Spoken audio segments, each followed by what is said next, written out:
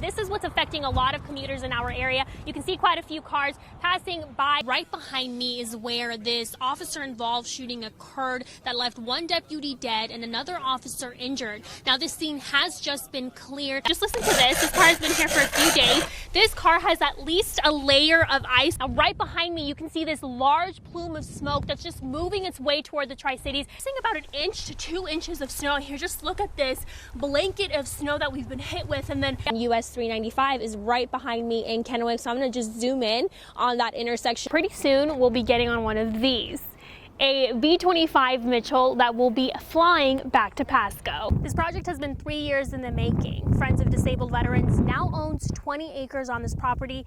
The goal is to own all 120 acres of it. Rocky Heights Elementary School is just one of the many schools in the district dealing with overcrowding. In 2017, the district failed to pass a $104 million bond meant to help with these issues.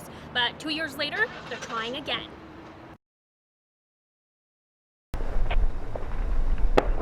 While people celebrate the 4th of July holiday, firefighters gear up for their busiest day of the year. It's like Christmas for retail. It is like the busiest day. From wildland and structure fires to medical calls for people with breathing difficulties because of the smoke or PTSD triggers because of the noise, firefighters see it all on the 4th.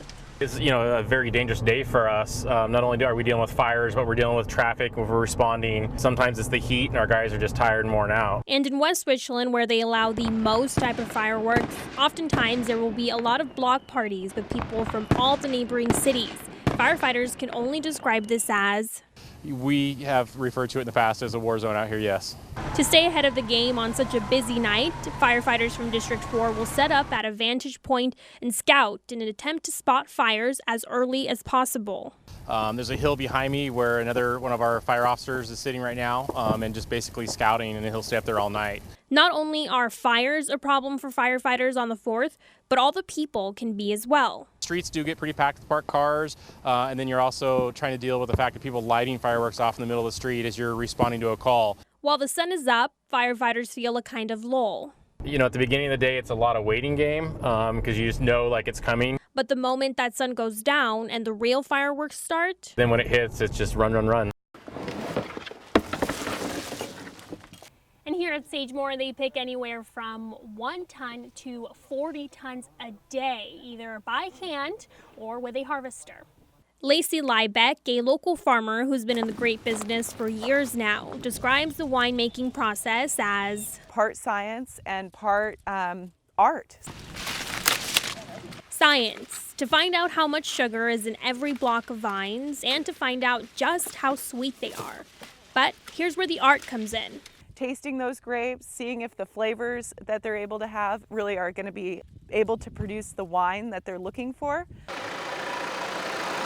Teams of 4 work together to harvest the grapes. Sometimes they'll work together all season long to remove leaves and make sure the sunlight is hitting the clusters just right. It's a lot of long hours, both in the vineyard to prepare the grapes for harvest, as well as a lot of passion. Winemakers go out to the vineyards as early as July to taste the grapes, look at the crops, and analyze what potential is really out there. We are tending to these vines year-round, and harvest is just when we get to kind of send them on their way to the winemakers. Behind me at this school is where 15-year-old Keith Burke was assaulted by a student just 2 weeks ago. I was scared I might lose him. They weren't saying if he was going to wake up or not. After Keith was assaulted on school campus, it wasn't until hours later he was taken to a hospital where things took a turn for the worse. Within like 20 minutes of us getting there, he started having a seizure, and then they came back and said that he had a fractured skull.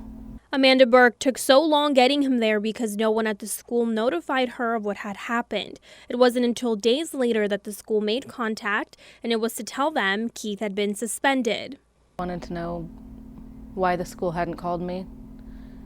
I got a letter in the mail saying that he had been suspended, and I wanted to know why. When he hadn't hit anybody back, he was hit from behind. Amanda says for 6 months, Keith asked school officials to separate him and the student who assaulted him, Justin Smith, but the school didn't act. The kid was like harassing him or bothering him, and that just led up to him assaulting my son. Keith is back home recovering and getting better every day. All he wants now is to be back at school playing basketball. Not like my son to, ask for help like that. Like I said, just trying to behave so he can play ball. Amanda says going forward, the family will be pressing charges against Justin. And as for the school, she wants them to pay better attention to the students so something like this never happens again. After a week of reaching out to the school about this incident, we finally got a hold of Superintendent Steve Staniak, who said no comment.